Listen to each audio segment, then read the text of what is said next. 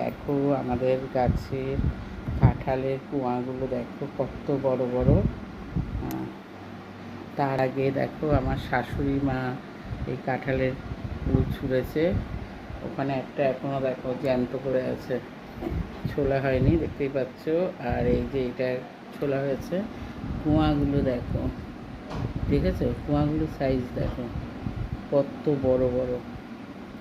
এই দেখো এগুলো পরিষ্কার করছে। আর গাছে তো এখনো ভর্তি কাঁঠাল, দেখতেই পাচ্ছ, জানলা দিয়ে দেখাচ্ছে, একদম পুরো গাছ ছেকে আছে।